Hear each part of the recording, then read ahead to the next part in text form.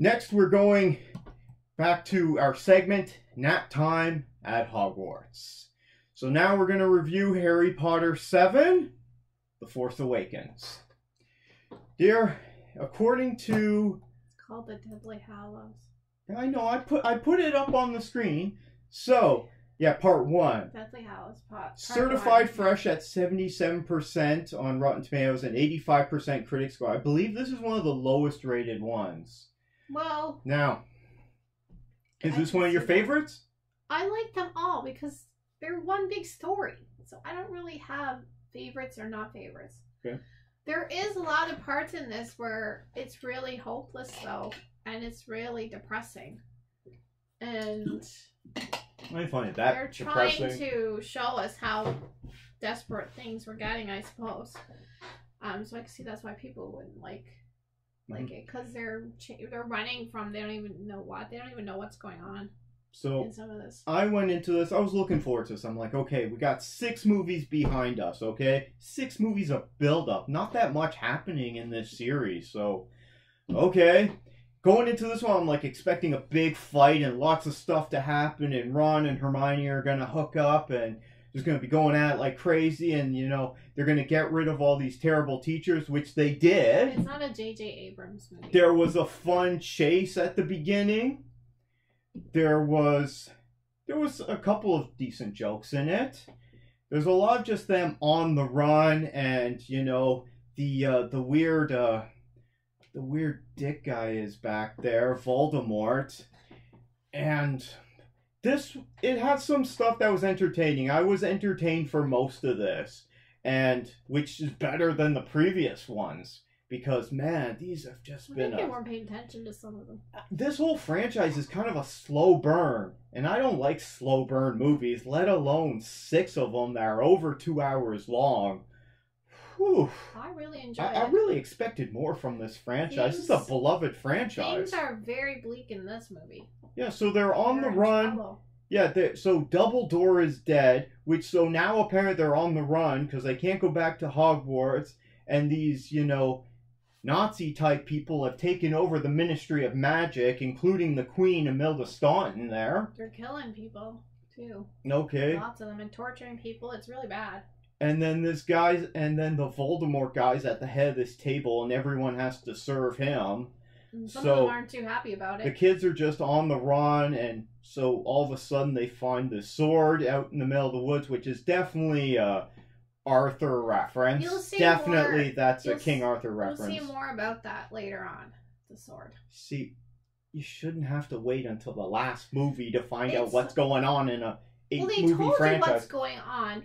That sword is the sword belonging to the owner of his house. And when he's in need, the sword came to him. It already did before. It was in the Sorting Hat when he rescued Ginny from the big snake. Yeah. A long time ago. So this time he really needs the sword again. And the sword's been missing and we don't know where it is. And it turns out that Bellatrix Lestrange stole it. And that's where it has been, in her vault. That's where she stole it. But it comes to Harry when he needs it. Yeah, it comes to him like about. Yeah, and he has to go into the lake, you know. There's no lady there, but this is definitely an Arthurian reference here. There was... What was I going to say? They definitely mentioned Chamber of Secrets a lot. That's Harry Potter 2. Cruise Control. They mention it a lot? Oh, yeah. They kept saying Chamber of Secrets all the time. Okay? They mentioned it at least 3 times. So a lot of this, the kids are on the run. They're fighting a lot. Because obviously this is spoilers. This movie's from 2010. Well, there's there's 2 really sad things that happen. Well, the first one is rather quick. That happens in the beginning.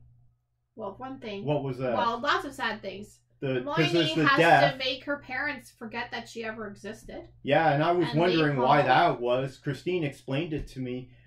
And the Dudleys have to leave and go I don't know where they go, but they had to move out. Everybody, the Weasleys had their house burned down and they have to rebuild. Didn't Potter do that? He burned their house down? No, he didn't burn them. Those Death Eaters came for them in the field and burnt their house down. Bellatrix and the other ones. Okay. We weren't paying attention very much. I Anyway, remember in their this house time, burning I think down. their house gets burned down again. But it looks of it, we don't really In the see that swamp. part. It's so chaotic. We don't know where the other characters went. We don't have information either in this movie, right? The kids don't know what's gone on with their families, and we don't know either. Other movies, they might show us what's going on, but we don't know. It's really hopeless. And, I think this has been a problem for this entire franchise, is that I haven't read the books. And I think that the way that the books are written, maybe they give more information, or maybe in the way that they're written, you're not supposed to have the information, but you're supposed to know what's going on. This isn't really a good franchise for the beginner. It doesn't make a lot of sense. And I don't study the Harry Potter lore, so I'm kind of going all along with it, I sat down, first time we go to watch this, I'm like, okay, it's wizards, it's witches, I'm not really a big fan of the wands, but it's magic, it's going to be fun and exciting, this is a beloved franchise, and this has been rough for me to get through. I'm glad I did watch them. You don't always understand what's happening for some reason. Yeah, exactly, and that's to my point. And similar to when we watched Justice League, and there's all these DC things in it that DC fans, and especially comic fans, might know about, some might not. And so we have that context, but as a general audience, you don't have that context, so it makes less sense what's happening to you. And that's kind of the reverse here with this Harry Potter stuff. I didn't read all I the think books that's what's at happening once. here. I watched some of the movies and I read some of the books, and I watched some of the movies and I read some of the books. I didn't have the What knowledge. did you start with, the books or or a movie? The movie and the first one, and I didn't really get it. And then you went and read the books. And then I read the But I haven't, so yeah, that's a failing of this franchise. But I think at this time, I don't know if the books had actually caught up to. I think they were in pace with the movies. I don't remember, but another failing of this franchise is that it's way too long. But I'm trying to be positive here. So there was a couple of good jokes. There's some dark, weird, creepy stuff. There was a good chase fight. Harry Potter and Ron formed their own polar bear club at one point and jump into ice water. I mean, sure, if that's what you're into, I wouldn't do that myself.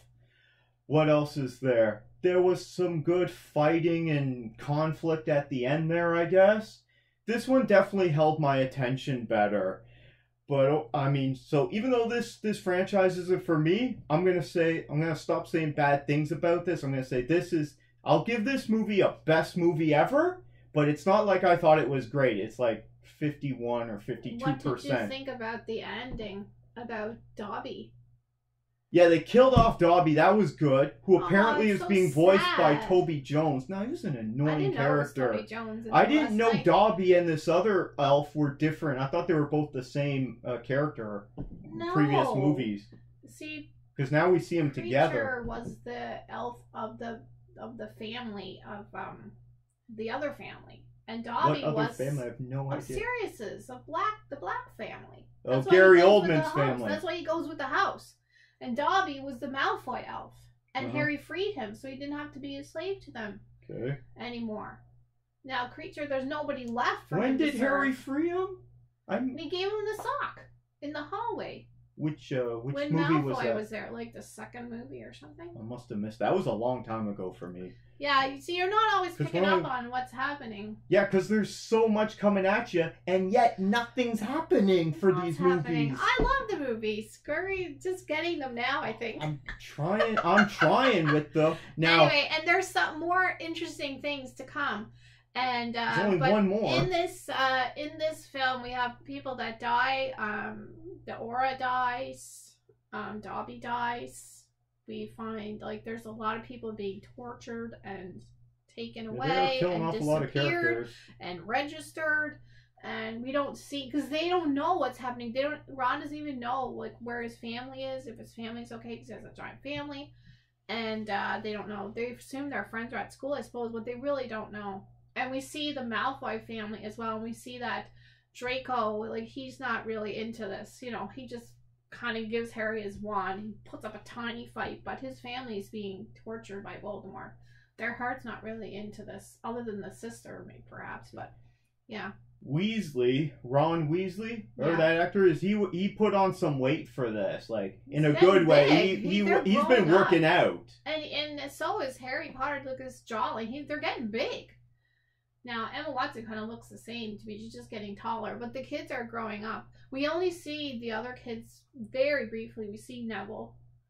We don't see all the kids in this one, and we don't see all the teachers. We don't see Maggie Smith is not in this one. Yeah, that was a good thing for me on this one. Her character is so useless. They're not at the school. We don't even see really the school. Yeah, I didn't understand the whole movie. Why aren't they just going back to Hogwarts? Because it's what they do every time. Well, another good thing about this movie is none of that damn Quidditch, man. They can't because I can't take that. The world has changed and everything is gone. It's like Hitler is taking over, it's a right? reference to the Nazis. They're taking over. Yeah. They got guys with their armbands on, and yeah, I get the references, including all the sexual references in this that you seem to ignore, and the coming of age stories. This one so far is the best for me, even though a lot of it was built up, but it kept my interest and it was more fun than not, I say. So I'm trying with these films. What kind of rating would you give it? I don't know. I like them all. I give it again a 93, 92. This one is way more bleak though. It's really heavy. It's depressing. Sure. Well, you didn't like There's Dobby. more heavy stuff in Shazam than in this movie. There's a lot of Harry's lost now. A lot of the people that were important to him. Right? I guess. He lost Sirius, and now he's lost Dobby. But I'm not really invested in this character. He doesn't have any family. I mean, they could have killed off friends. Ron in this, not be like, "Hey, something cool happened." No, but we see the struggles of Ron because Ron has got this very famous magical best friend who he can't compare to, and he's always trying to compare himself to him. And he doesn't need to. He's got the girl. But he doesn't think that. Right? Because he's a kid. He doesn't have the confidence. Fair enough. So we see that in this movie. Okay. So we'll watch the next one we're probably going to have on hold because of some traveling. But yeah, also you got to pick another franchise for what you want to watch after we finish the 8th Harry Potter film.